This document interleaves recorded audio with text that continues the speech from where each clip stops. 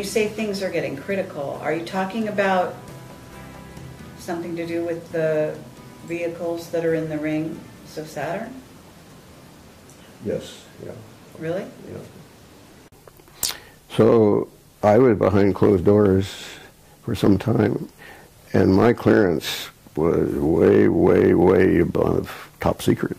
So can you tell us, are you able to tell us your title when you were working in this sort of division behind three doors? No, I have probably 3 or 4 pages of titles. Oh. I don't know which one I'm going to land on. And I can tell things, when I mean things, the conditions are getting critical. And I find that some scientists also think that.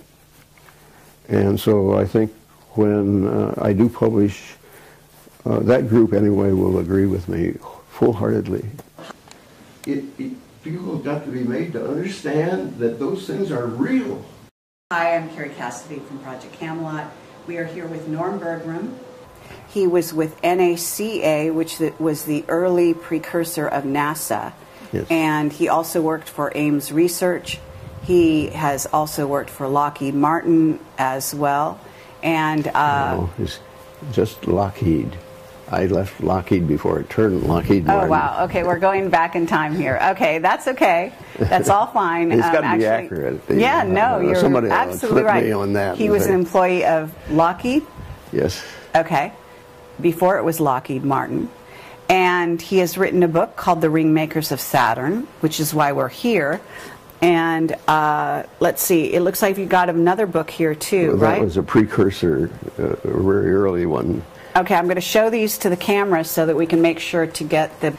I have not read your book, Ringmakers of Saturn. I'm hoping to get a copy and read the book because I have heard it's fabulous. And I apologize for that. It was a little pricey for some reason. Well, you better get it before it goes up farther. Yeah, it has actually become something of a collector's item, but Yeah, and when I publish the next time, it'll be like $1,000.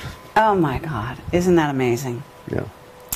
I've already sold one that where I certified my signature, I certified the book, $250. Really? Yeah.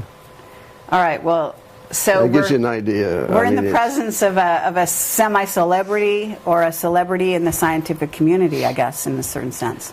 I've been around quite a while in the scientific community, yeah. Yes. Okay, so to kind of start off with, how old are you? Do you mind saying?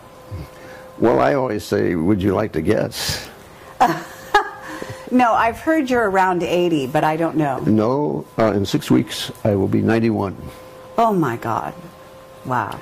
And my specialist says, I think you can make 100. Well, you are amazing because you look great, and I had no idea you were that old. Yep. I work as hard now as I ever did. Wow. I don't have enough hours in the day for me. Awesome. And I'm making a change where I'm going to be able to have more time for me. And so it's a very significant thing. I won't be here the next time you come here. Oh, you won't? No, I'll be hidden somewhere else. Oh, hidden in an underground base doing top secret? No, it's just a very nice place, but it will not be easy to get to. Wow. Yeah. I've had my stuff stolen here. Have you? Yeah. So I'm going in for, you don't know where I am. Incredible. Okay, well, that's very, very interesting. And right now we're in Los Altos Hills, and we are actually in your home. And thank you very much for having us here. Well, you're welcome. My wife and I always enjoyed it. And I designed the whole thing. It's a lovely area, and it's a lovely home. Thank you very much. And it's been very exciting trying to get here. I've actually, I wanted to interview you almost a year and a half, 2 years ago. Yes. And unfortunately at that time your wife had passed on. Yeah. And so you took some time, obviously. We're on our way to the Sacramento UFO conference. And so this was right on the way. Yes. And so it was very kind of you to let us come into your home. I'm glad that you're here. Thank you. So what I'd like to do is have you introduce yourself and your background, because obviously I've been getting a number of things wrong because... well, you got it right now, and the point I think you're interested in is how did I ever get interested in this? Well, I've got lots of questions, but we could definitely start with that. But first, before you do that, what I want you to do is I want you to talk about your background. I want you to talk about sort of how you made your career progress, I guess you would call it, in the scientific community. Okay. Well, it was at the time of the war, and I was with Douglas Aircraft. And I was on the drawing board designing turrets for a fighter airplane, and it had to be heated. Then a department manager showed up one day, and he asked my boss, "Is there anybody here that would like to come up north? I need somebody bad fast." That's essentially what it amounted to. And he said, "Yeah, check with Norm." And I'd heard so much great things about being up in the northern parts, more rural and down in the south. And so we said yes. And I went to Ames Laboratory. When I walked in the door, I was immediately an assistant project manager. When that happened, at that point, I was just a plain mechanical engineer. With some administrative things that Cornell was able to give me. But I was told, you never use your feelings here. You use data. And that has stuck with me all my life. Don't use your feelings. And you've got to nail something down. And, all right, so the project that I got on then was the beginning of the determination of how you design an airplane with thermal ice prevention. What the equations are to govern how much heat you have. This required flying around in icing conditions, and we measured drop size, temperature, and how much water was in a cube of space. You had to analyze the cold, the effect of cold on airplanes? Well, there were two purposes. One was to be able to have some airplanes fly over the Himalayas safely, and that was the first application to airplanes.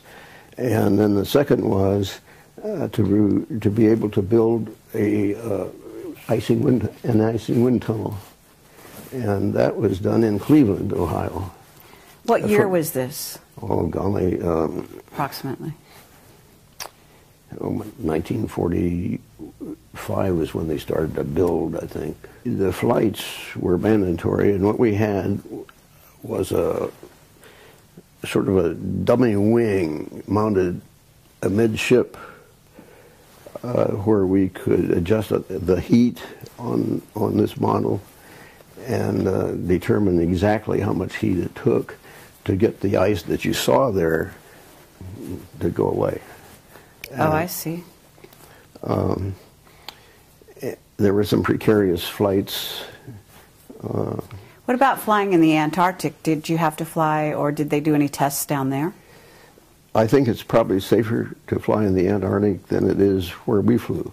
Oh, really? Yes, because that it precludes formation of large drops. If you have large drops and they freeze, you're in bad trouble in an airplane. Oh, so it's the medium cold that is a problem. Yes, see, that's why we measure temperature, you see. One of the, I got to tell you this story, is that we flew from Laramie, Wyoming, to Salt Lake City.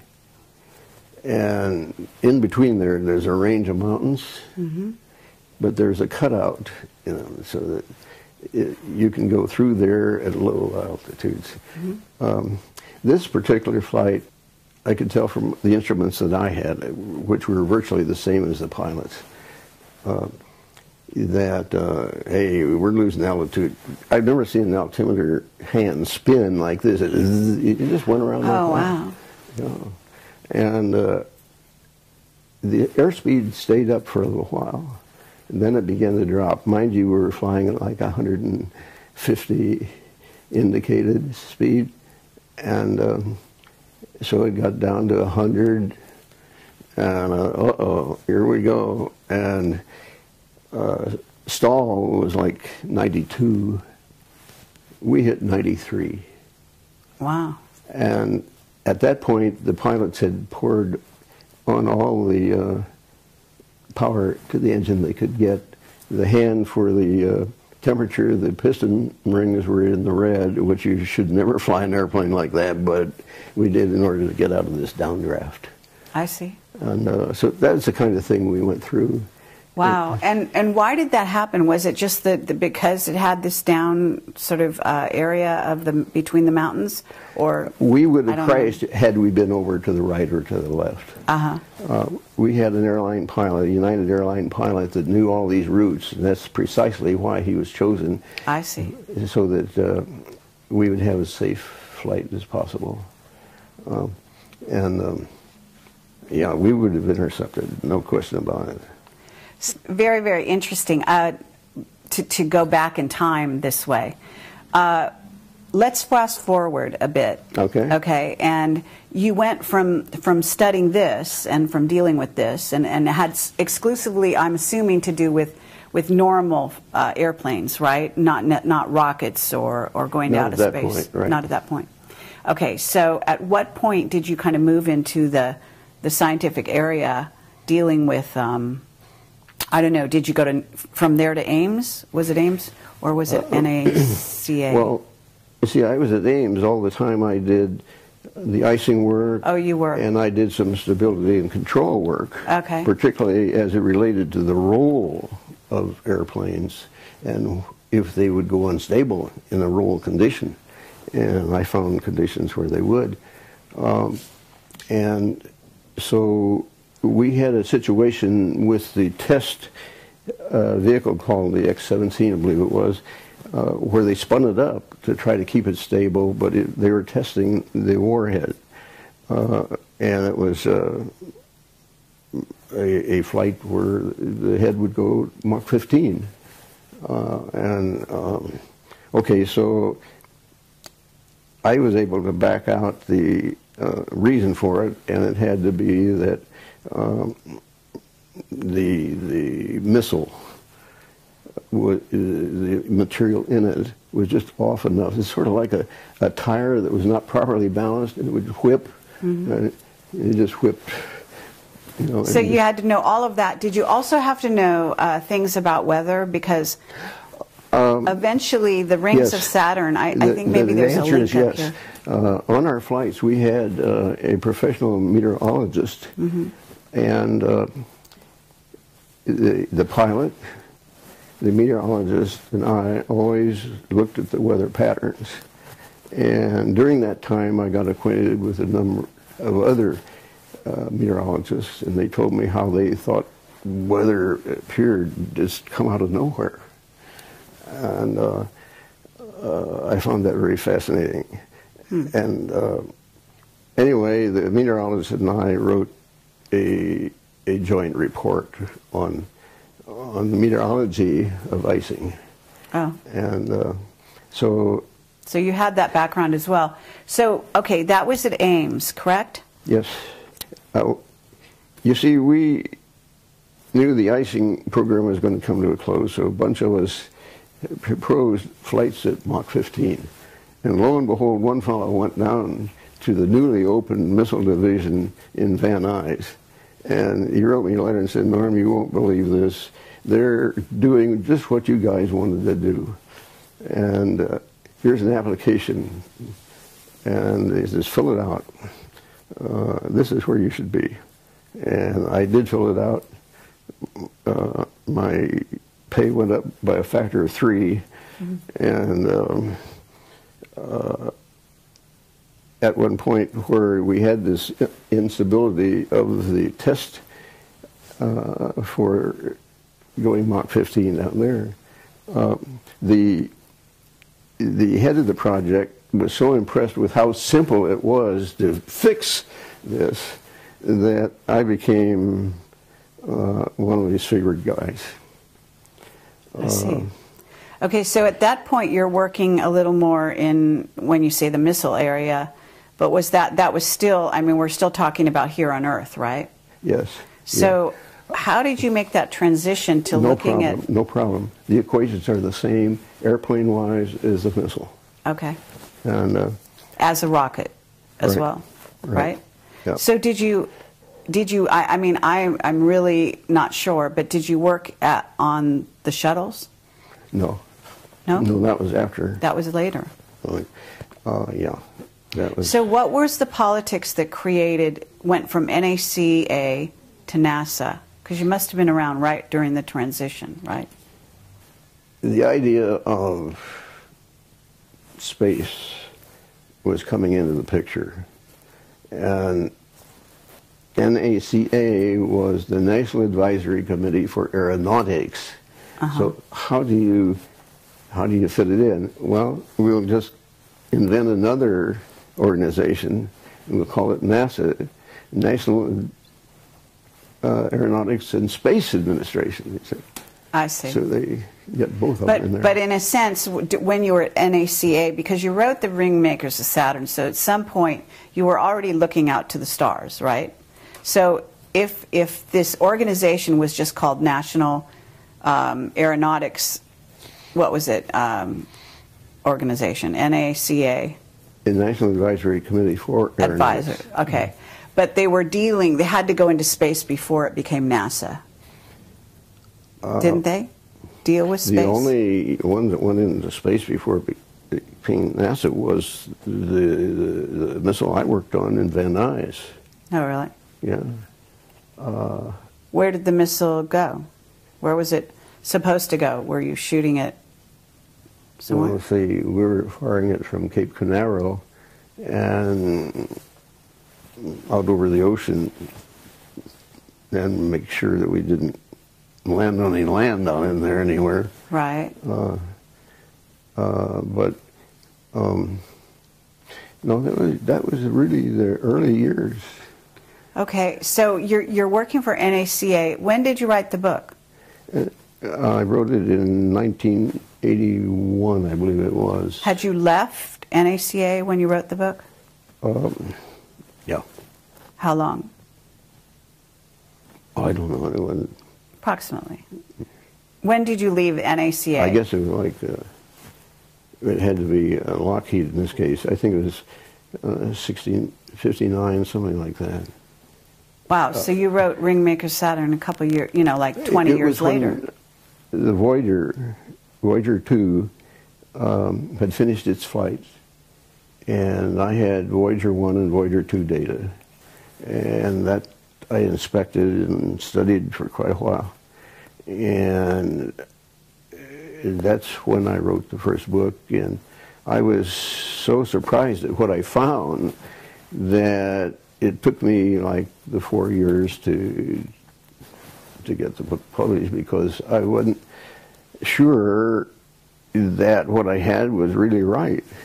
And so I looked in many articles and books to see, oh yeah, this sort of fits what they're talking about there. Okay, you're okay, so publish it. And so the book came out in 1985. Okay, and that's the Ringmakers. That's the Ringmakers. But the other one, this one... That's 1971. I had left Lockheed at that point. And so I was down at Santa Cruz on a vacation, and one day I spotted a real bright light in the distance. And at first I thought it was a a helicopter with the sun shining on the windshield. I was laying in the direction of the sun being from my back, and I was looking forward to look at the this bright image. And finally I decided, hey, that windshield couldn't shimmer like that. And I ran and got my camera and shot some pictures. That was really a convincing time for me. So was that a UFO? What we call a UFO? You know, when it comes to calling things UFO, I part ways with people. Okay. What would you call it? It's an IFO, because I named it. Okay. Okay. Well, did we build it? Pardon? Did we build it? Who built it? The craft? I don't know who built it, but what I found out is these things inhabit Saturn. That's where I first discovered them, and they're proliferating. They're now at Uranus and Jupiter. Wherever you see some rings now, why, that's one of these. You see the craft? Yeah, I call it a ring maker. Yeah. Okay, you call it a ring maker. Yeah, and I say it's electromagnetic because I could identify streamlined patterns with respect to it that I knew were what we call potential lines, and that says it was electrical. Interesting. Well, so the craft that you saw in Santa Cruz was the first sort of precursor of your kind of giving you a heads up. Is that right? Yeah, and then for this book, I believe it was simply a picture taken out over these mountains. The object was over the ocean, but it was very bright, exceptionally bright.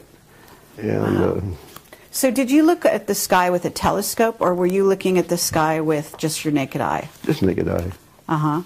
But you saw these objects. Yeah. And did you talk to anyone about that? No. You didn't? No. And you just decided to write your book? Yeah, there were 26 copies of those. I don't know where the other 25 are. You're kidding. Yeah. You wrote 26 copies of this book? Yeah.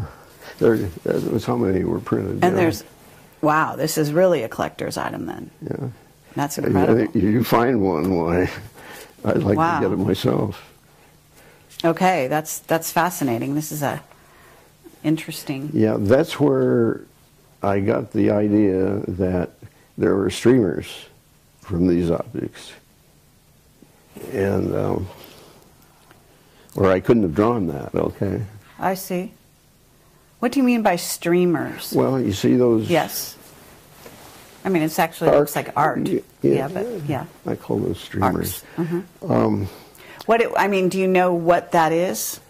I can tell you what in our physical terms they would call it. They would call that pinched plasma.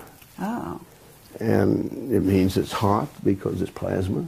I see. And because of certain speed and all this kind of stuff, it comes out pinched. You know, it's a certain condition.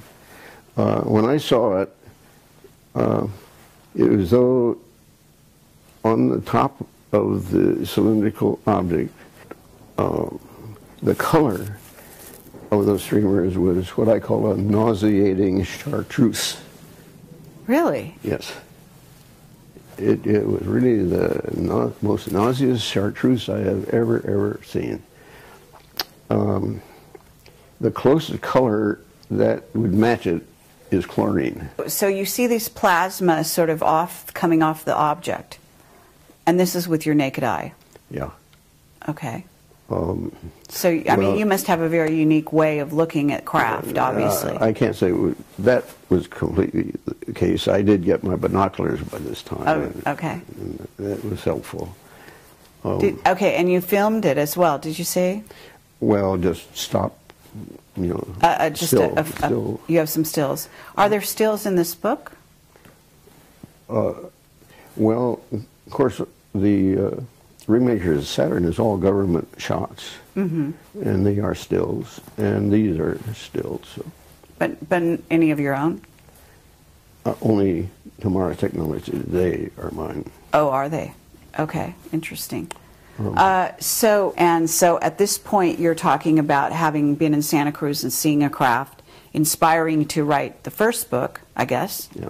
And that was about what you said, 1979 or 71. When? 71. Yeah. And then what happened after you wrote the first book? What was the reception to that?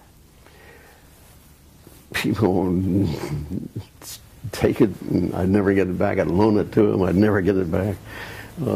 They just disappeared fast. I see. What kind of people would take it? I mean, were they other scientists? Yeah, by and large, yeah. By and large. Yeah. Were they employees of NASA at that time? By then, NASA was formed, right? Well, it's just people that I knew, my colleagues here and there. Okay, so you went from Ames, NACA, and then to Lockheed, right? Yes.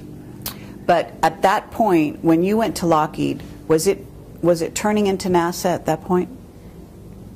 When I left, the answer is yes. When I left NACA, it was only months when before it became NASA. Yes. Okay. Yeah. And why did you leave NACA? Well, I think it was because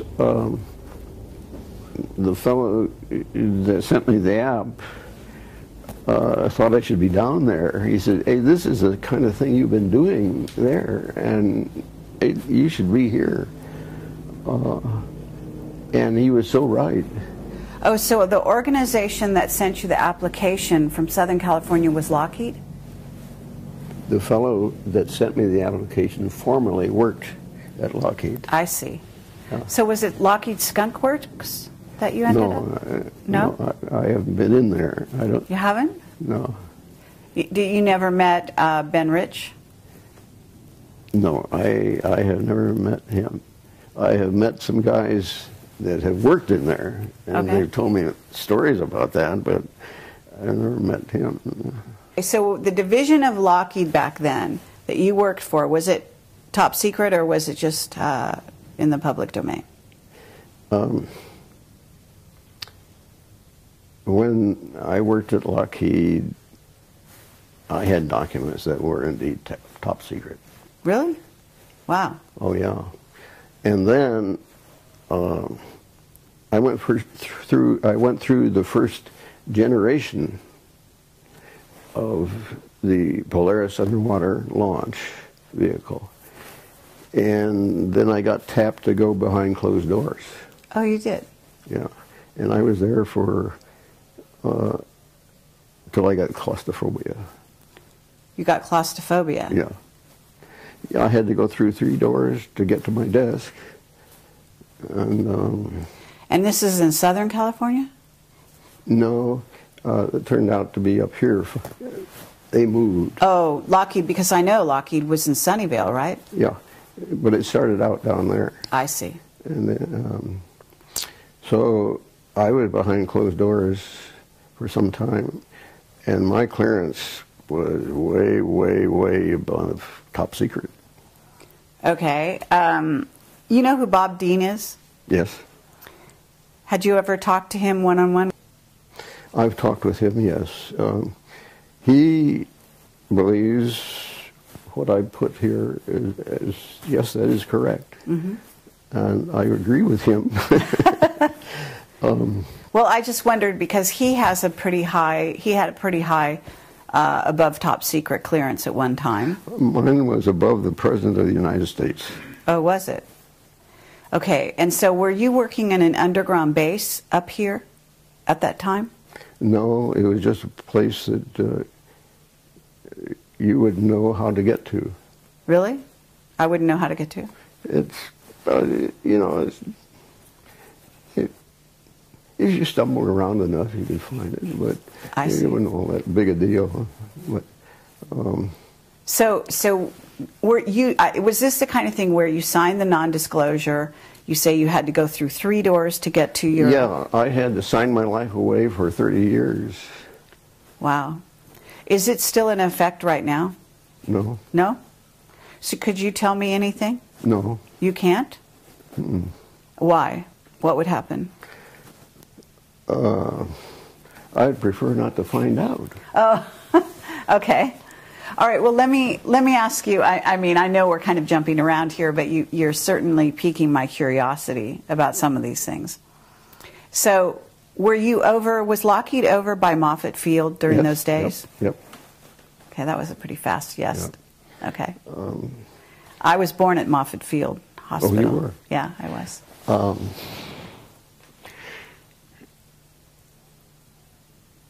There was... were you there at the time when the Macon went down? The what? The Macon. The Macon? The Zeppelin, the dirigible. Oh, I don't know. I mean, I was very young. Yeah, okay, all right. So there was a dirigible that went down in Moffett Field? You know, it's in that housing that is being stripped off of the top of it now. The hangar. The hangar. Has a lot of history. Yeah. So did you ever see any UFOs out there? Now, let's go back on this and get that straight. I'm sorry, okay. Yeah, because... Whatever you call them. You see, when you say unidentified flying object... You're right. You're absolutely right. You can't go anywhere with that. Okay. The only reason I see that people like UFOs is for that very reason, so I can keep in business all the time. Because it's unresolvable. Okay. Now, that's so you've identified it. But when you resolve something, you know... Okay.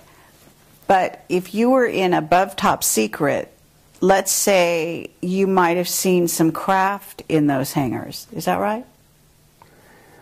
It was my first clue that there was something in space that was different. Okay. I was handed one day a set of data.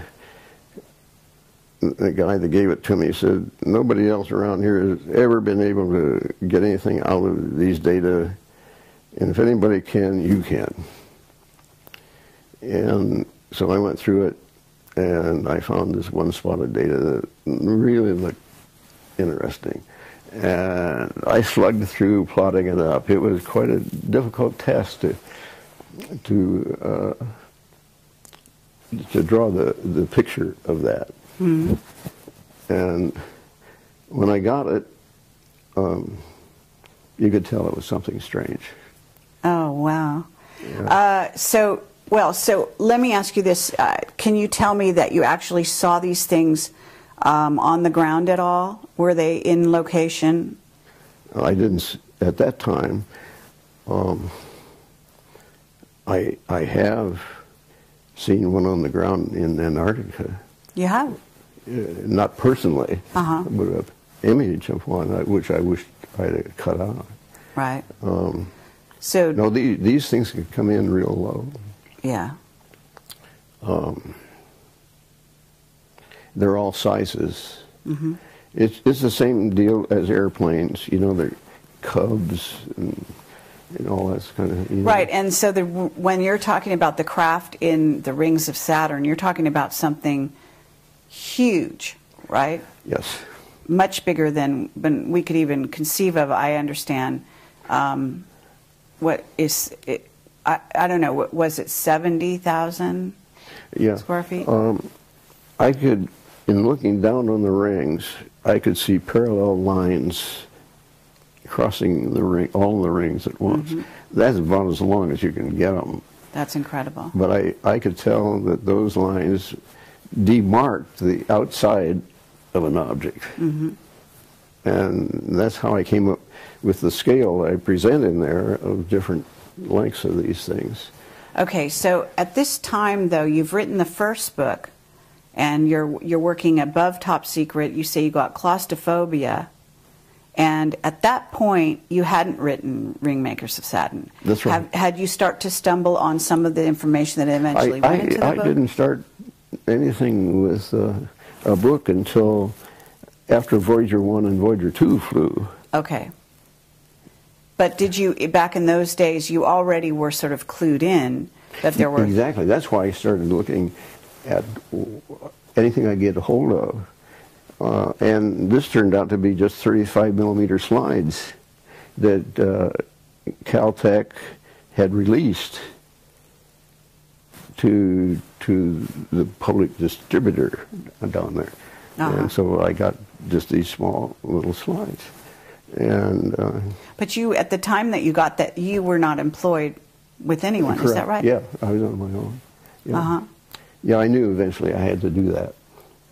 So are you sort of saying, when you say you got claustrophobia, I don't know what that means. Do you mean that you became sort of tired of working at in this above top secret area? Yeah, no, not tired, and it was very exciting. I got to see everything that went on all over the world. Wow. Nothing much has changed. Yeah? I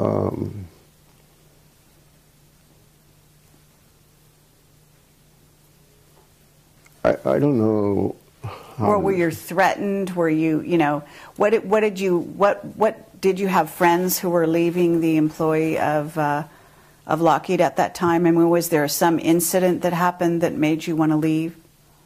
No, it wasn't that.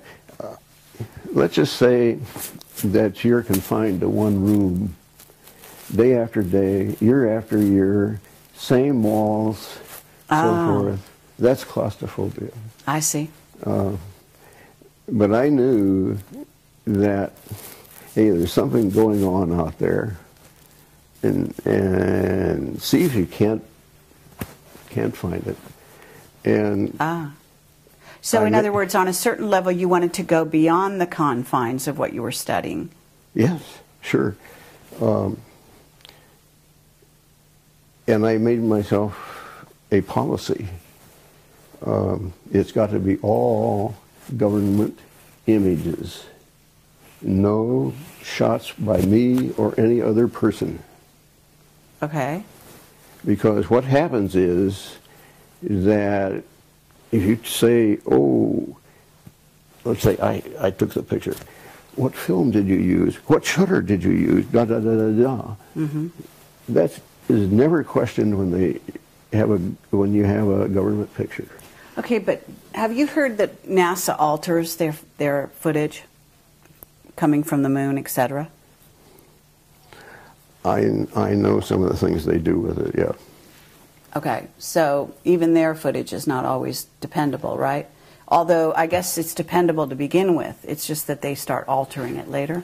I have been told by a very reliable source. He asked me what camera did I get that image from on the moon. I said, Hasselblad. And he said, that's right.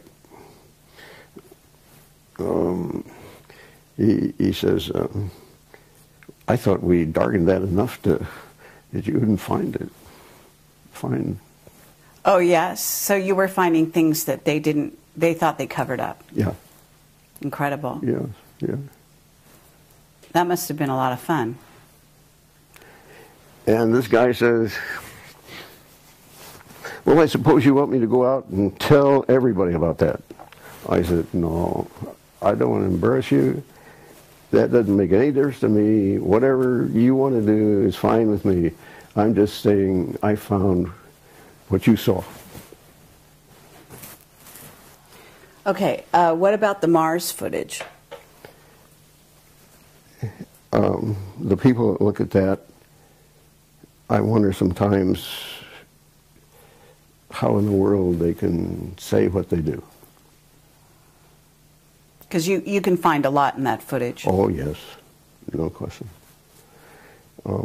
So have you got your own photographs that you got from the government that you then were able to, sort of look at and keep in sort of pristine condition? I'll tell you, at this juncture, I don't know what I have. I finally went to put it in a vault that the people claimed nobody can get in here, including the government. But unfortunately, somehow, somebody did. Oh, really? Yeah. And what they do, like I have some on a laptop, some of it's just on discs and so forth, they garble it. They run it through something and they garble it. So it's no longer... And sometimes there's just nothing on there. And I know that there should be something, and there's nothing. So I don't know how much of the early stuff I can put together. What I do know is I can put together it any time. Okay, so I don't need that old stuff, you can tell people. Really? You know, I don't need it. Because you know, you're familiar with the landscapes, you know where things are. I know where, I'm familiar with the landscape, I know pretty much what's going on. Okay, so, well, that's very tantalizing. So at this point, you learned quite a bit. You were very respected, I imagine, when you left, even above top secret, right? You left employee of Lockheed in good terms or not good terms? Yeah, I was respected. Mm-hmm. There was a time when, on the Polaris vehicle, mm-hmm. that when the missile was fired off, it didn't light up and came back down and hit the submarine. And I said it was the umbilical plug. And the head of the project said, asked me, what do you think it is, Norm? I said, it's the umbilical. That's the most reliable thing there is on the burn, Norm. It can't be that. And a Navy guy came in later, and I said, it's the umbilical plug. But Frank is not going to believe it unless we pull that thing up. And we got the whole Navy out there. I don't see why you can't pull it up. And if we don't pull it up, the Soviets are going to do it. Mm-hmm. He said, Norm, focus synchronize your watch with mine. 3 minutes, you're going to have a call from Frank. 3 minutes, I had a call from Frank. He says, Norm, you're going to be real excited. They're going to pull up the bird. And it was the umbilical. And after that, as Norm said, it was a certain thing. Don't argue with him. That's great. Yeah, it was that kind of thing. Yeah. Absolutely. So can you tell us, are you able to tell us your title when you were working in this sort of division behind three doors? No, I have probably 3 or 4 pages of titles. Oh. I don't know which one I'm going to land on. And I think what's going to happen is that I'm just going to have to find the images that I can get that either aren't affected by anything, or I get some new ones of some sort that will sort of govern how this whole thing goes together. I am very aware of Sagan's principle. When you make big claims, you have to have big data, you know, and that's the big thing about it.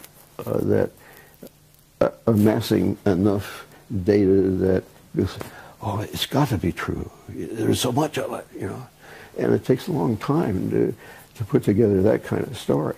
Right, but you've been working on this whole idea for a long time. It's up here, all right. Yes. But I haven't been able to get anything much down on paper. I spent 2 years with my wife before she died, and 2 years getting things straightened out afterwards. So there's 4 years in there I've lost. I see. And I can tell things, when I mean things, the conditions are getting critical. And I find that some scientists also think that. And so I think when I do publish, that group anyway will agree with me full-heartedly. On your conclusions. When you say things are getting critical, are you talking about something to do with the vehicles that are in the rings of Saturn? Yes, yeah. Really? Yeah. You see, it's sort of simple. That's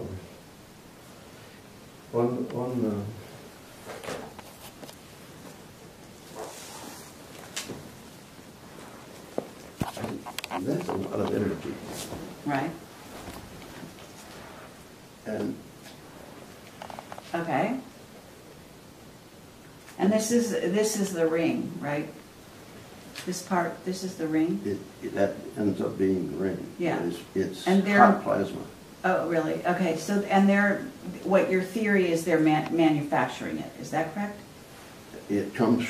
That's the exhaust from this thing. From the craft? Yes.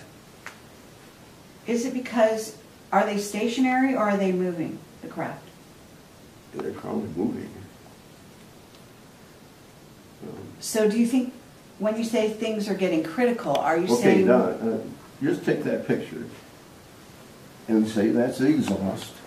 It's like you have an airplane with an exhaust. Mm-hmm. It's in your atmosphere, and it can load a lot of energy, you know? And, but this is... Saturn, like John Lear says, you know, Saturn is the focal point, and I can't agree with him more.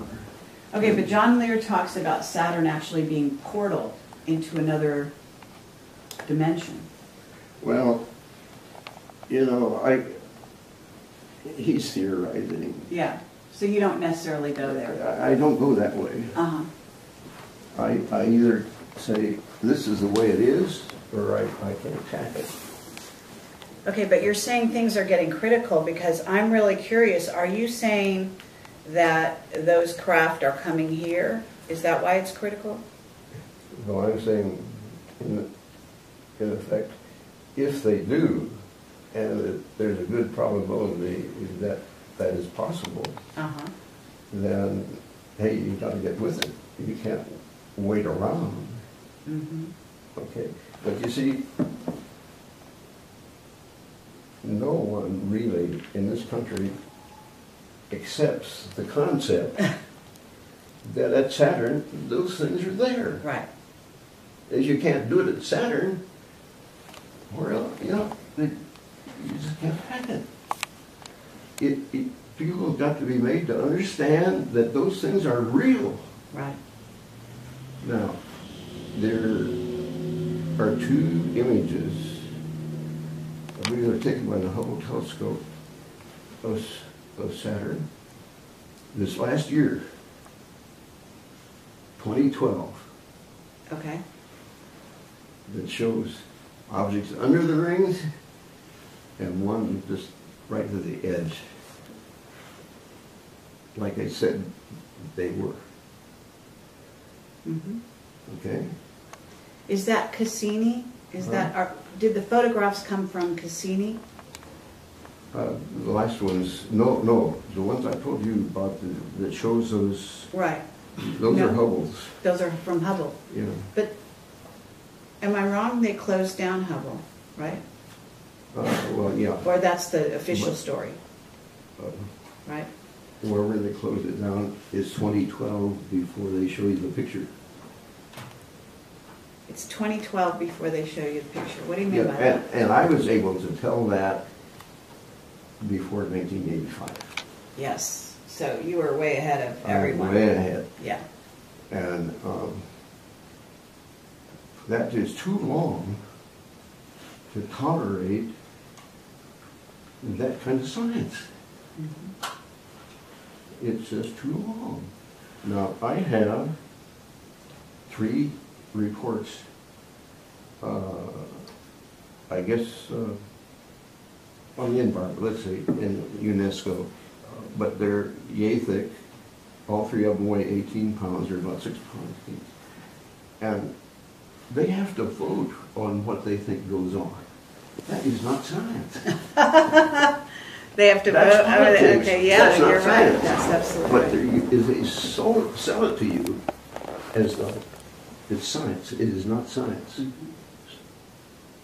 Okay? And that is the hump that you could help get us over. Okay. Hey, those things are real. Okay, but if there are craft, there are beings. Okay, people have asked me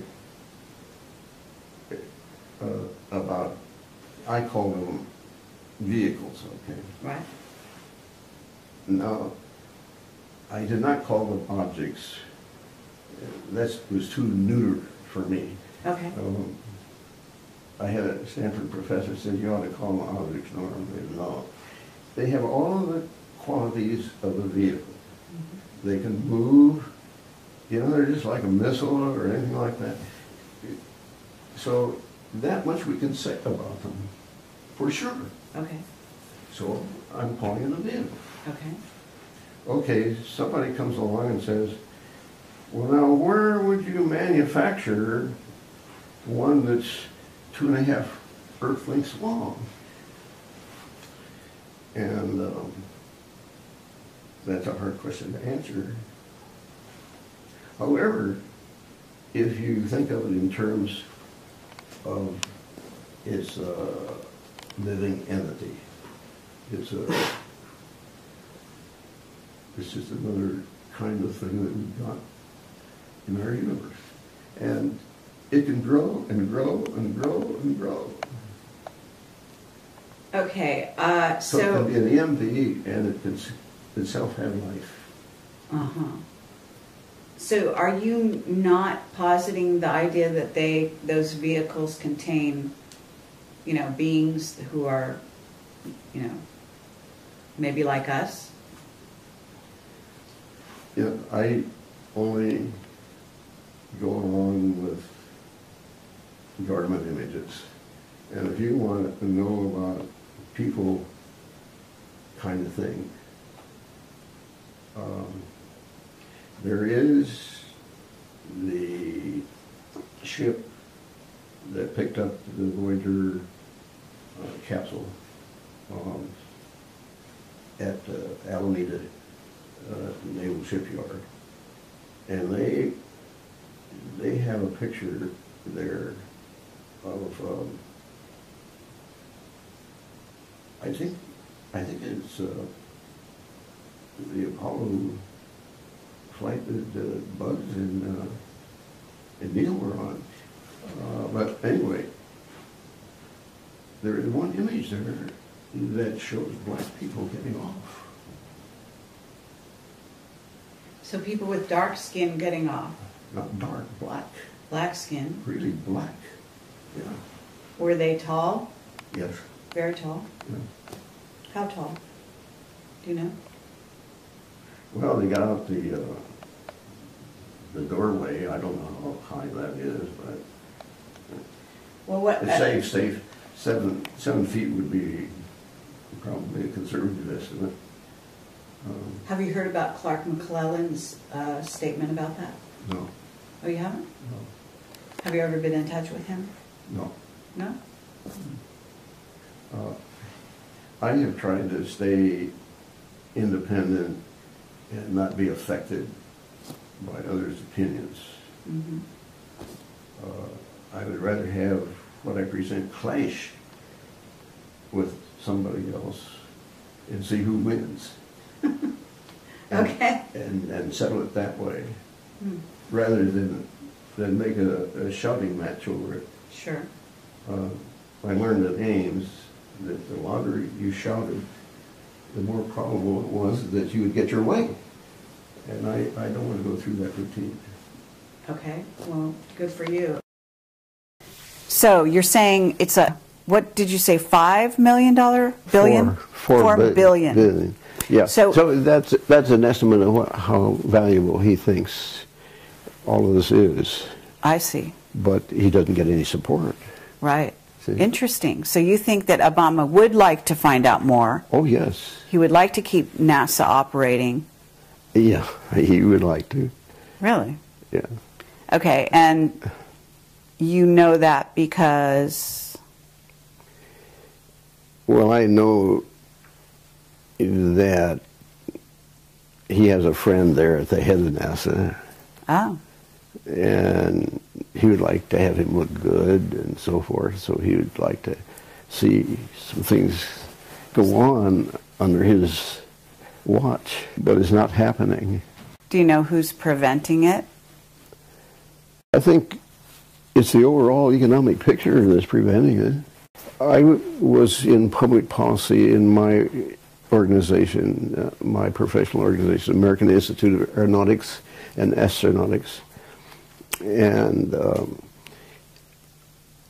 I've been on Capitol Hill and visited the various congressional offices and trying to point out to them what we felt was important. We made a list of 10 items. And such as? What would be an example of something important? This Ring Makers of Saturn? I mean, the vehicles? Oh, no. This is way out in left field. Oh, so okay. Not even that close. Oh, no. Not going in that direction. No, it's like you got to protect the doors of the pilot's compartment because of terrorists, you know? Oh, that. Okay. I mean, just practical things. I see. And, okay, the budget for aeronautics has gone to practically to zero because space has swiped it because it's so expensive. Mm-hmm. And you just try to juggle money around, really. And it's a strange place back there in Washington. But it's a big education to try to do some public policy. Okay, well, that's pretty unusual to have a scientist that tries to do public policy. Mm-hmm. When you called yourself, I don't know if you consider yourself aeronautics engineer? I just say I'm a scientist engineer. Okay. It's hard to be a scientist without being an engineer. Okay. And when you say training for just an engineer, I don't think that's going to work. Mm. And that shows to me how little understanding there is about that educational aspect. Did you ever go to Stanford? Mm-hmm. You did. Did you graduate from there? I got a quarter in, and then my dad passed away, and he was supporting me, and that was the end of that. But it was long enough to be an alumnus of Stanford. And okay. The other interesting thing is that Ezra Cornell and Leland Stanford got together on the founding of Stanford. So for many years there's been a close relationship between the two. Oh, between Cornell and Stanford? Yeah, and so rather than making Cornell my home university, Stanford definitely is my home. Okay. But to get back to the subject at hand, with regard to the rings and regard to what you've seen, and when you wrote your book, what was the response to the book when you published it in the scientific community, at Stanford, at these places? I would say practically zero. No reaction? If it is, I never found out about it. Uh-huh. I think only now are they beginning to listen, and it's come around this way. I was in early April given some fruit, and the person that gave it to me had bringing over followed up fruit for a number of times when we had lunch here. And this one evening, I decided, well, I'm going to cut a little out of that apple. It looks so bad anyway. And I took about 2 cubic inches, 1 cubic inch out of one and another cubic inch out of the other. And that was about 11 o'clock. And about 2 o'clock in the morning, I really began to feel ill. And I even called my son who lives in Tracy. I said, this is a heads up I said, I'm beginning to feel really ill, and you ought to come over. And he didn't make it over. I felt I was getting so ill, I called the neighbor next door to take me to the hospital. Wow. I was just going downhill like that. Incredible. And I'd never experienced that. That was an attempt on my life. Mm-hmm. The specialist that I have, he had one question for me. He said, Norm, what triggered this? And I said, I think it's the apple. Does that make sense? Yes. Wow. So he had a theory already. And he's a prof of internal medicine, and he's one of the smartest ones I've ever run across there at the hospital. And so... You didn't happen to have a piece of the apple analyzed or anything? It was all thrown. I threw it all the way down the drain. But anyway, because of the nature of the happening and the kind of question that he asked me, I saw him about a week ago. He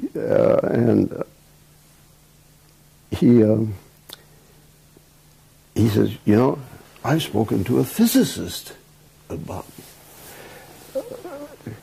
people, about some of your ideas. Okay, that's what I'm saying. Now, through the hospital, because of what has happened, I've caught their attention. I see. And when you say because of what has happened, what has happened? I almost lost my life. Okay, so you almost lost your life, but why is, in other words, why do you think they're focusing on you suddenly?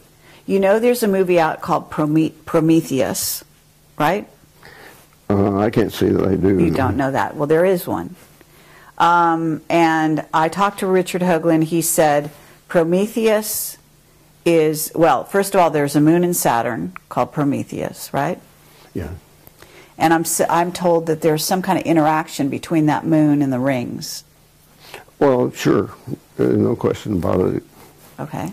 Yeah, I would agree with him. And and you say there's something going on now. It's becoming critical, is how you're terming it.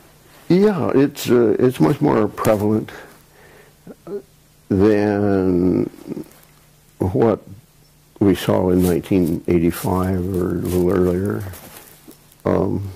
Meaning there's more activity on Saturn, do you think, or just more activity around this question about the rings and the craft in the rings? No, there's actual activity. There is. You know, to start off with, Uranus, which is one of the other planets, did not have rings. That's right. But now it does. Right. See? And so that kind of thing is going on. And we really ought to get to the root of it. Okay, do you have a theory on why Uranus suddenly has rings? Well, sure, it's the exhaust just like... so that's how I think the attention is being obtained.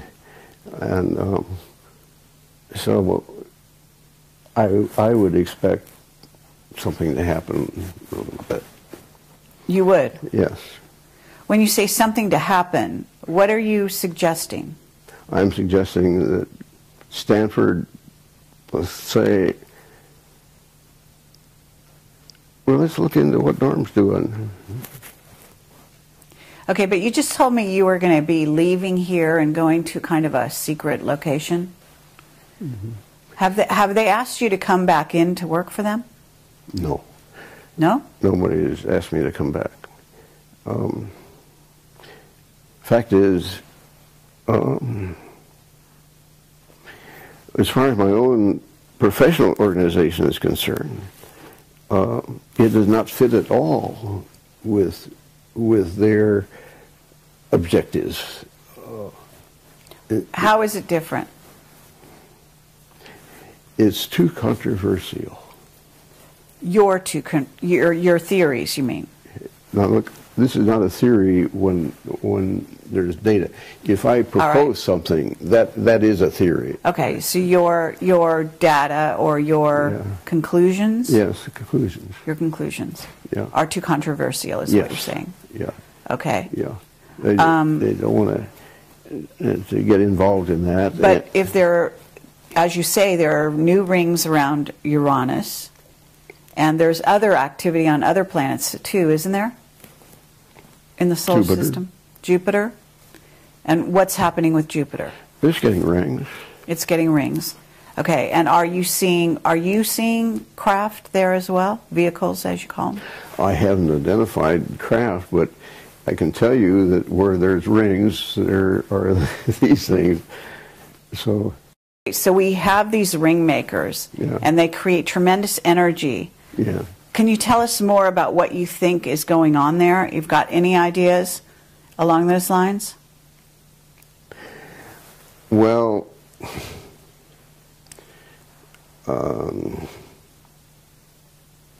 let's just take one that there was this, what do they call them, far lookers, or these psychologists? Oh, remote viewers. Remote viewers, yes. Right, that's what I'm... I just did an interview with somebody there. Which one? I had heard that there was one that saw something out there in the rings, and they were mining the rings. That's true, yes. Okay.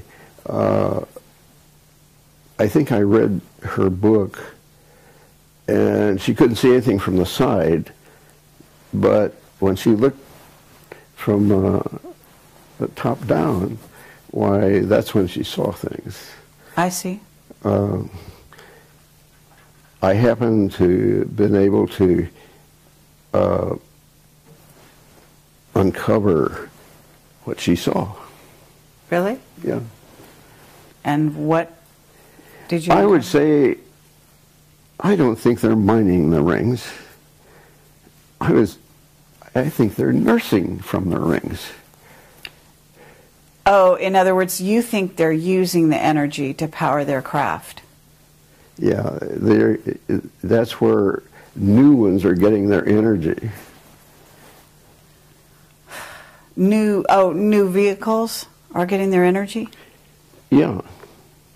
You start out small, just like a baby, and then they get bigger. Oh, right, because you say that you believe they're sort of like alive. Do you believe they're plasma vehicles, what's called a plasma vehicle? Have you heard that terminology? Well, I've never heard them called plasma vehicles, but I can understand why somebody might say that, yes. Mm-hmm. Yeah, I wouldn't make a big deal over that.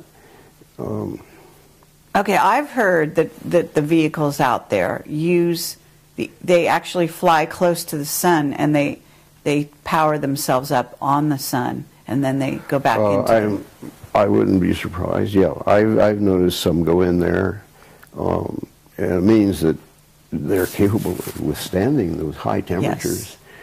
Yes. And so, true. Yeah, they could get pumped up really nicely. Okay.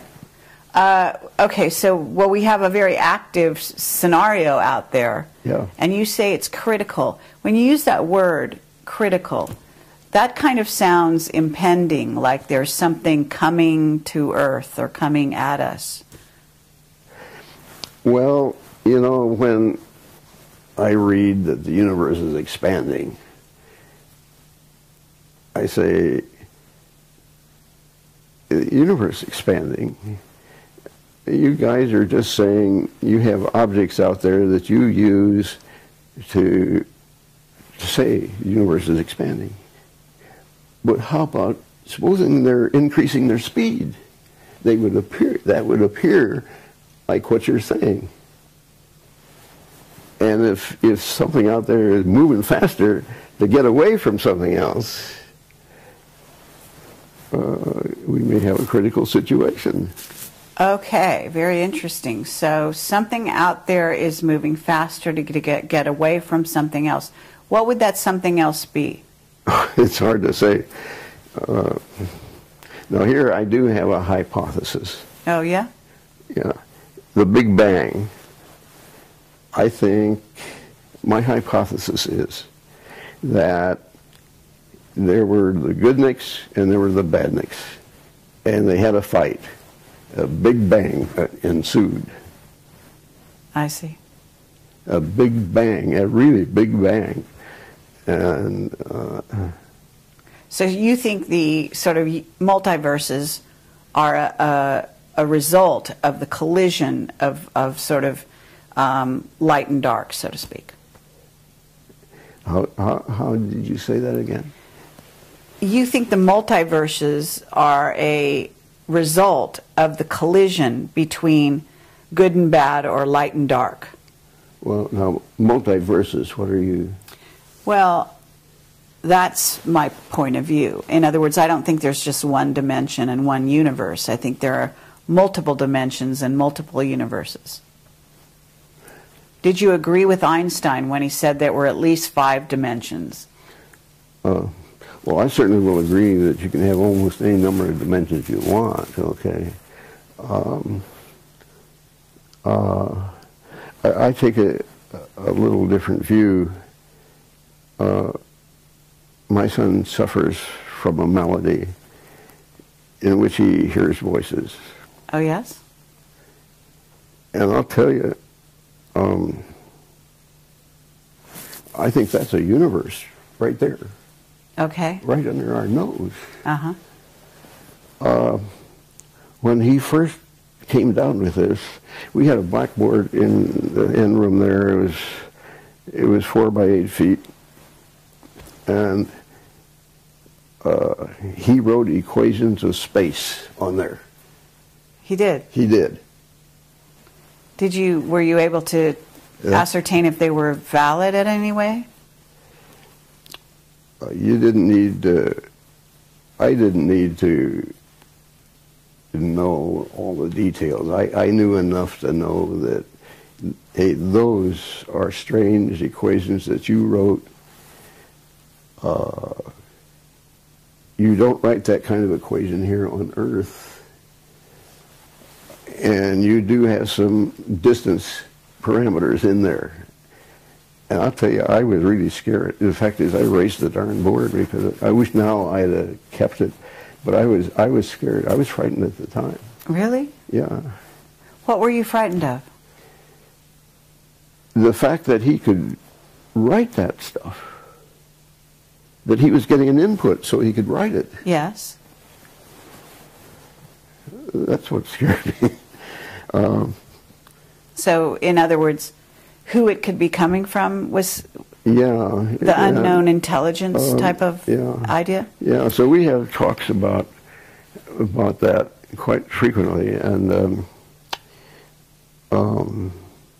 it's just another aspect of all this. That is a universe, all right. Mm-hmm. Absolutely. Okay. And it's not the kind that normally you'd think would be, but I'll tell you, some of the things he tells, they sure are real. He can describe things down to just the last detail. Sounds like somebody I'd like to talk to. He would say no way. He wouldn't? Yeah, he wouldn't do it. Is he a scientist? No, but he came within a semester of getting his bachelor's degree in chemistry.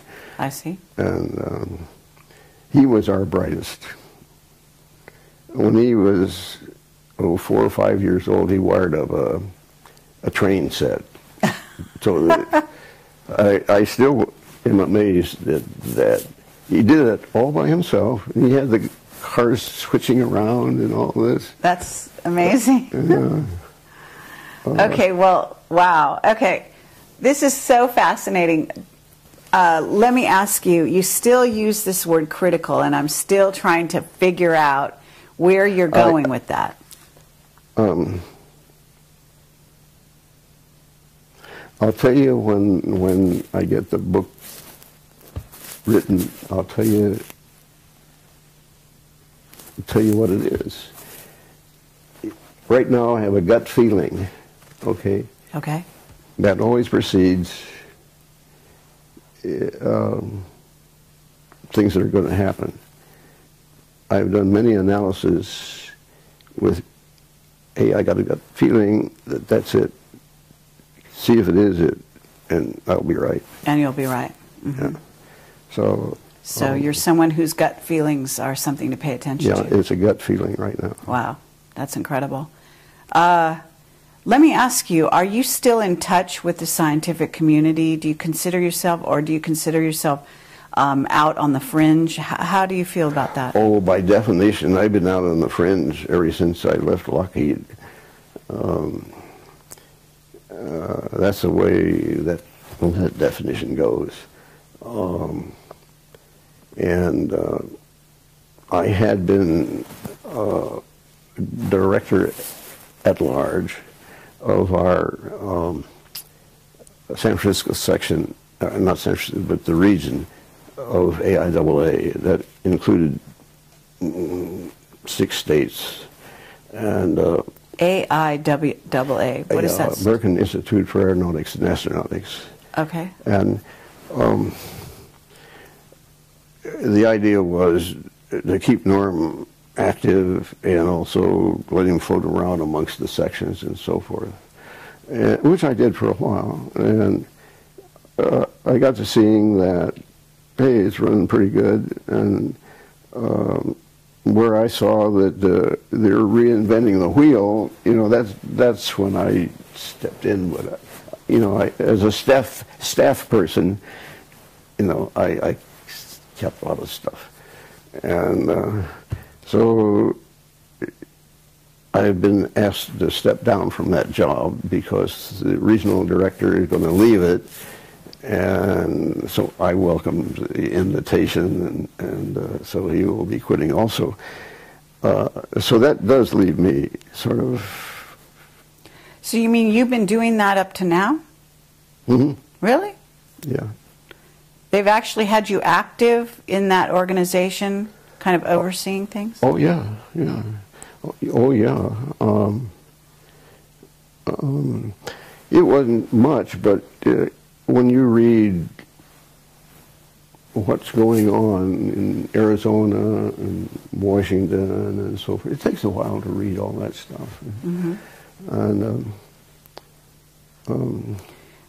so, well, let me ask you, I mean, you know that NASA has been sort of a front organization. I call them a front organization for the secret space program. I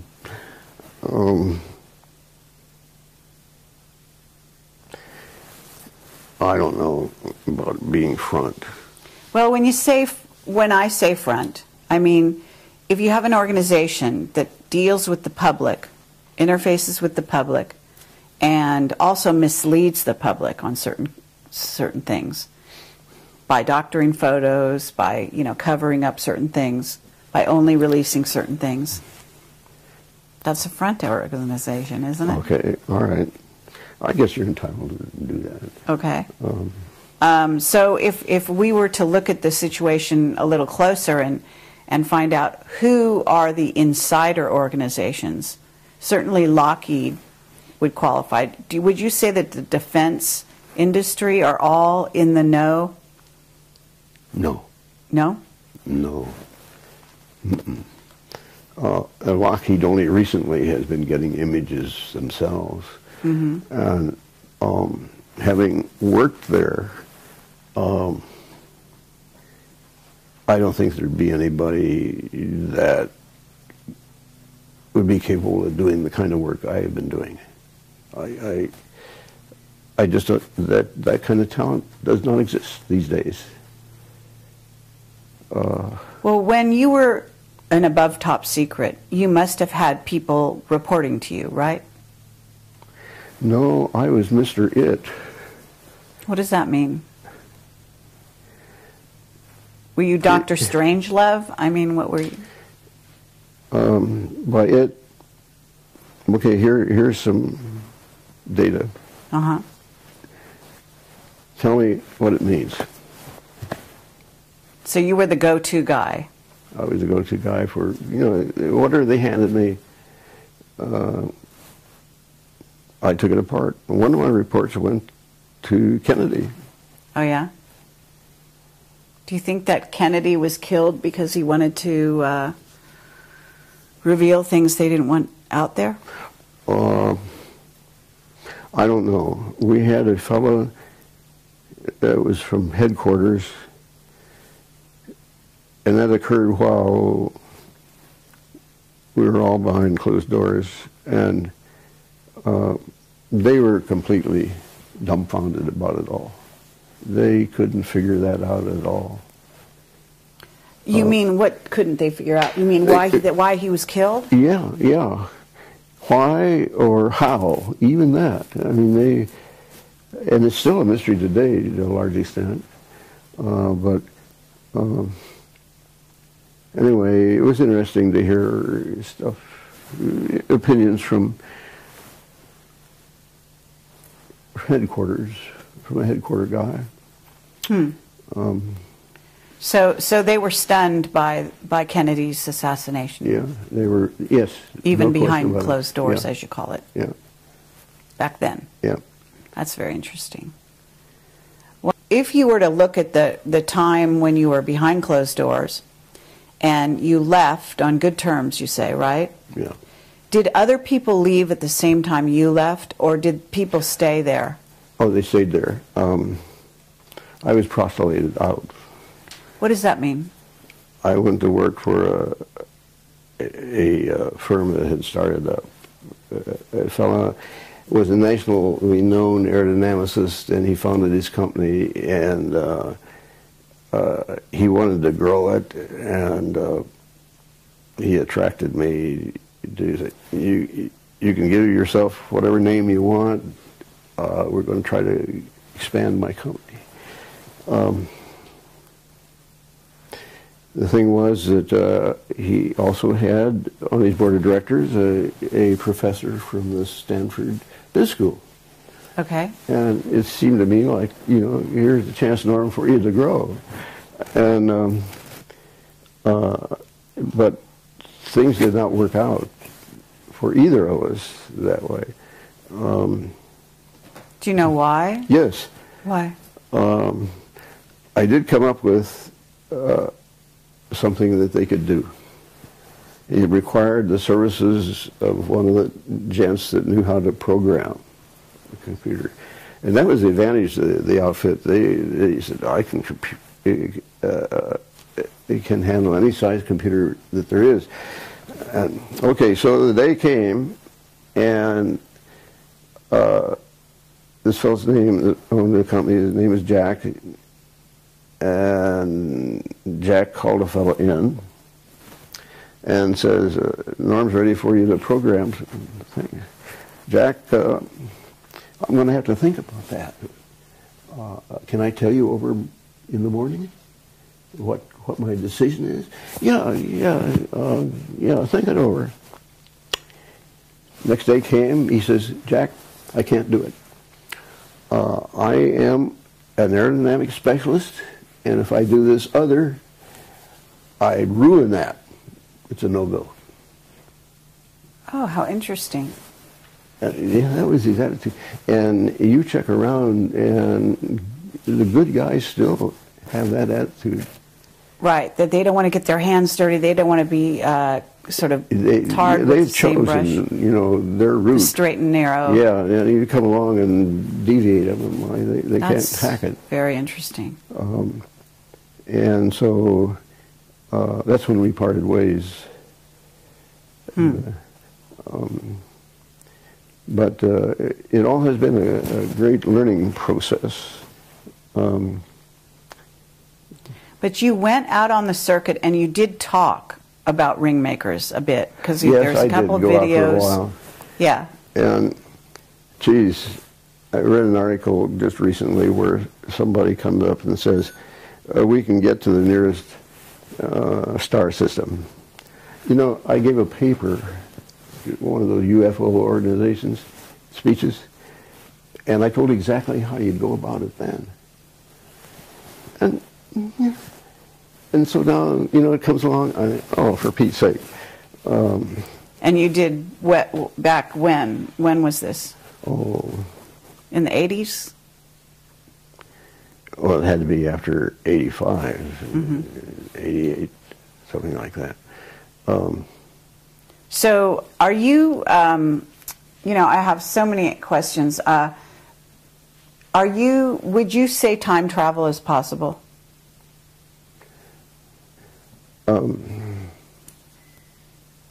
There's a way to do some of these things that has not been considered.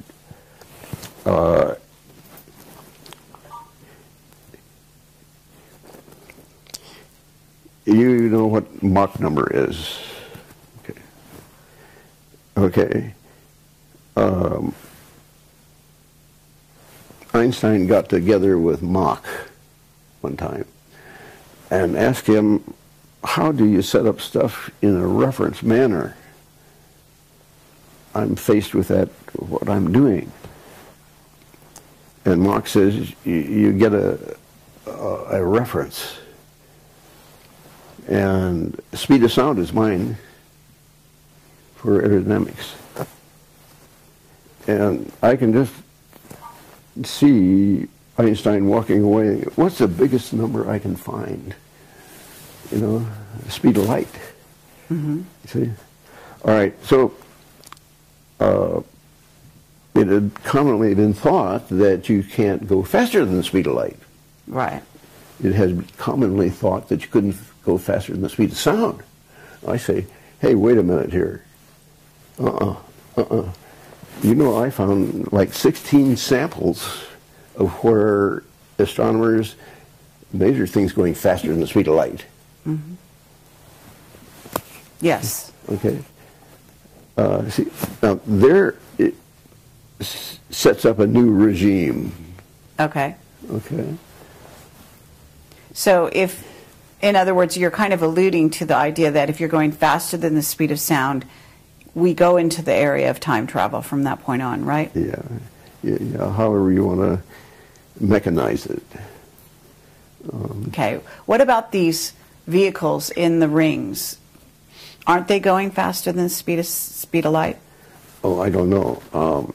I've never seen one, you know, in that condition. Okay. Not at all.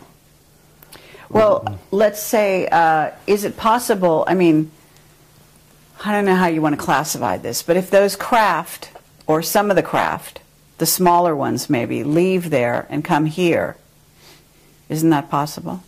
Yeah, it's possible. Okay. And is it possible that they've been coming here on a regular basis? I don't know about that.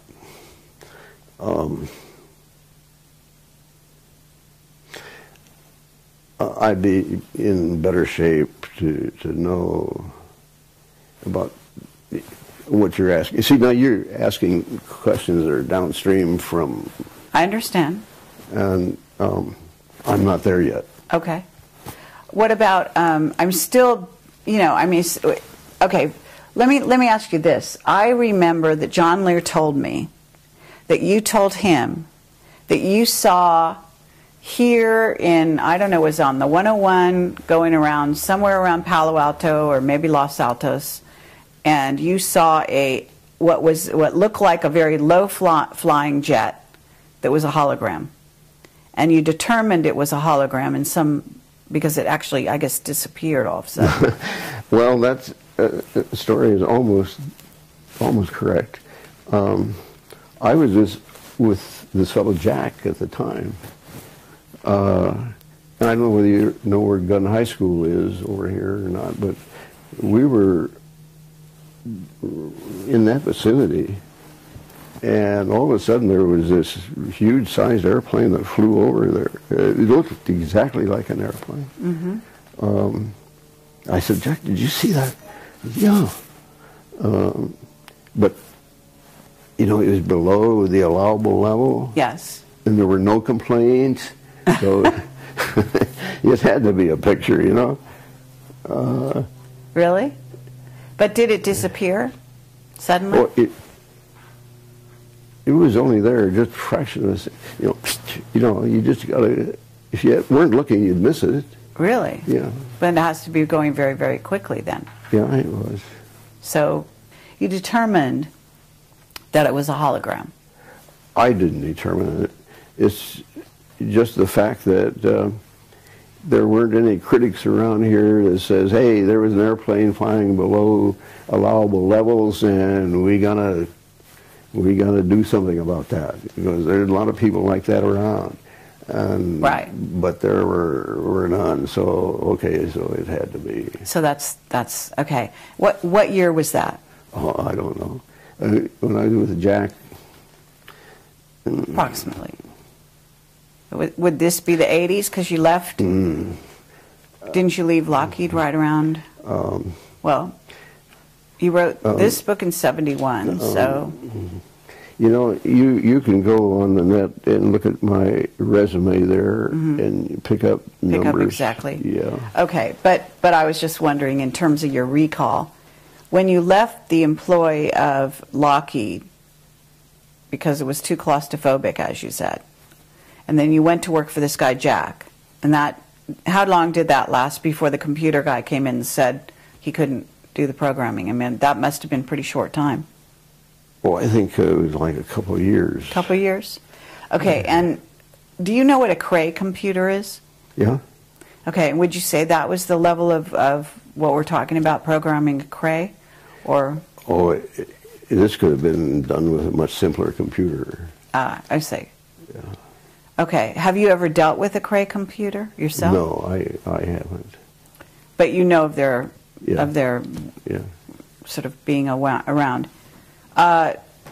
Okay, in terms of this, again, this critical time that we're in, can you describe this time? Like, what do you see something happening in these times? I mean, obviously we have critical things in terms of, you know, the world politics and economics and things of this nature. But when you talk about critical, I'm actually seeing something to do with space.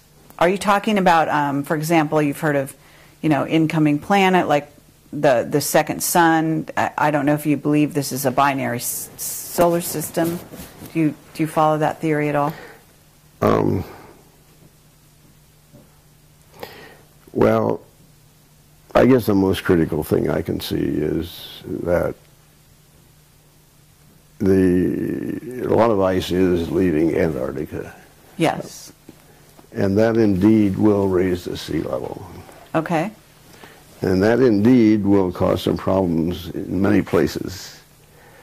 And it'll have a negative impact on real estate if you own property. Water, yeah, oceanfront property. That, to me, seems like a no-brainer.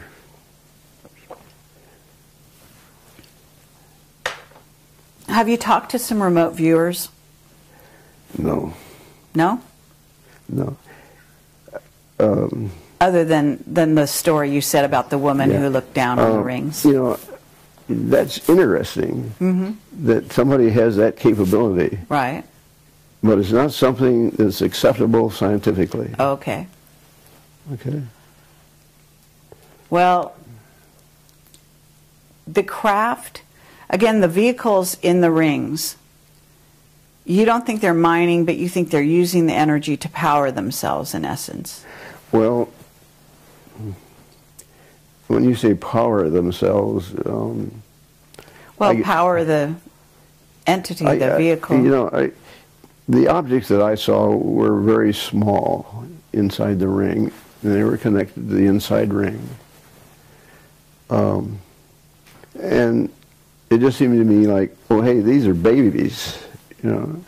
And that's how I came up with the idea that they're nursing from the ring. You know, they're getting life, strength, and whatever you want to call it. But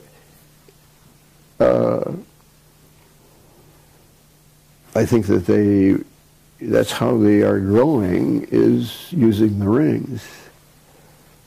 Now, in terms of mining, think about that level of thought.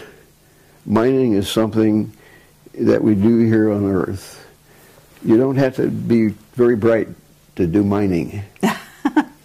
Okay. How do I know? Because I have worked in a mine. Okay. And so we're dealing with lots of smarts.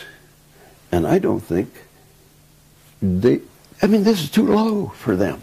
Mm-hmm. Mining is too low. All right. So on two counts, I think what we got there is a life form. Absolutely. Do you believe that we're communicating with them? Have you had any evidence of that? Oh, no. No? You know, we are not capable of doing that. SETI has tried to communicate with extraterrestrials, and they haven't done it yet. They have chosen the type of person, the type of entity that they want to communicate with is somebody that knows how to build radios. Right. That constrains them in their thinking immensely. Right. Okay. Well, okay, but of course we're Project Camelot, and we talk to people like Richard Hoagland and so forth, and I don't know if you've heard of Zecharia Sitchin. Yeah. And his theories. He passed on recently. Yeah. Did you know him by the I met him, yeah. You met him? Yeah. Did you ever talk about your theories with him? Or your conclusions? No, we didn't have that much time. It was more interesting listening to what he came up with. There's a case where he's got some real solid stuff, but nobody wants to pay attention to it. Mm-hmm. You know. Right. Richard Hoagland just recently said to me that he thinks he's seen cities in those rings. Cities. Cities. He's seeing cities in the rings of Saturn. Well, Richard has seen cities in lots of other places. Right. I would not call them cities myself. Okay. Now, I don't know specifically what he is talking about. I mean, you know, if you want me to be specific, I'd have to look. Right. But he's thinking again of something like San Francisco, or, you know, you look down on it and there's a city, you know, it was laid out. Well, I'm not sure how he's characterized, you know, we didn't have a chance to talk about how he's characterizing this idea of a city. In other words, it could be constructive, some sort of plasma. Yeah, he had put that label on, and what I do think he's seeing is organized structure of some sort. Organized structures, yes. I mean, there's lines going this way, and then there's perpendiculars, say. And, so in a sense, you would agree with him in that. Yeah, I mean, there's organized structures. There can be straight lines out there. Yeah. Yeah. So, and almost any formation can be made that is desired. So, if he sees a checkerboard kind of thing, and that's a city. It's not a city, but it is a checkerboard kind of thing. When you talk about plasma, what are you talking about? Are you talking about the same thing that Wilhelm Reich would be talking about when he talks about orgone? Or is plasma like another stage of orgone? Or about him, but there is one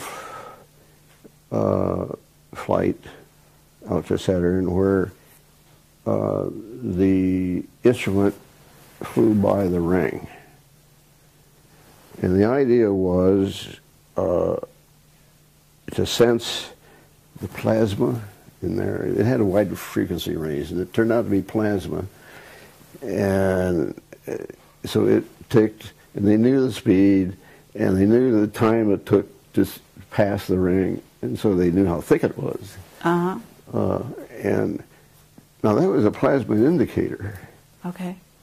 So it has been measured that indeed there is plasma rings.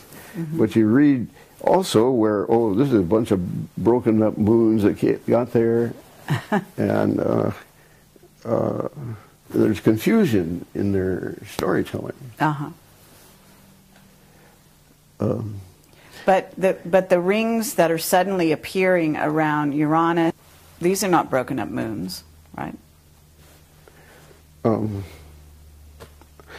I can say is, the rings are there, and my interpretation is by inference. I see the rings, so somewhere there's an EMV, and they're never where you think they're going to be. Do you have you thought about the idea that I guess I talked to Sean David Morton, who met you years ago. I don't know if you remember Sean. Mm-mm. Sean David Morton. He's a sort of a psychic, and he lives in Southern California. Anyway, he's a friend of mine, and he said that recently they've actually photographed, I guess, the top of Saturn, and they've seen that there's a hexagonal shape. Yes. You've heard of that? Yes. That seems to support your theory or your conclusions. That's what he said. Do you agree with that? Yeah. Any geometric form can be made. Okay. But you don't see anything. I mean, isn't there a significance to the hexagon in the Saturn symbology? Well, I would never expect a hexagon there, but I have never expected to see some of the other things I've seen either. So I did want to visit Saturn in the write-up I did, because there are some things that need to be fleshed out for people. Okay. And if I haven't lost it on my discs, why, I'll be able to make a nice little story about all that. Okay. If you haven't lost it, in other words, if it wasn't stolen? Yeah, or boogered up. Erased and messed with. Okay, well, I'm running out of tape here again, right? And I guess we've been going for quite some time, so I don't want to tire you out too much. But is there anything that we haven't covered that you'd like to say to make it part of this this presentation here? They could ask me to be vice president. Because you'd like to change the policy and what's going on. Yeah. And you've had clearances above, with above, way above top secret. So in a sense, they should be coming to you for advice, I would say. Yeah, they should. Yeah. Well, let's recommend that. Let's recommend that they come to Norm Bergrun and one guy in this critical not too time. long ago was bitching about the candidates, and I said, Jack, you can just write my name in, can't you? He said, yeah, hey, that's a good idea. Did you know, I just want to know, did you know Arthur C. Clarke? No. I didn't go that route. I have been always so much up to here, sort of career-wise, right, what I've been involved in. Yes. I haven't been the social guy I should have been. Hopefully that's going to change. Okay. I'd like to see that.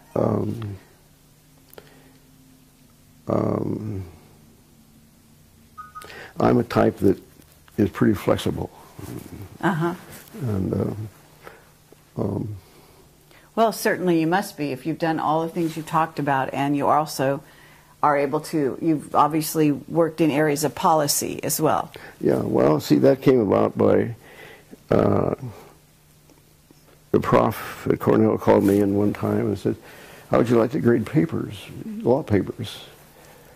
And I said, oh, that sounds good to me. And I said, but what do we do when I grade mine, when it comes to mine?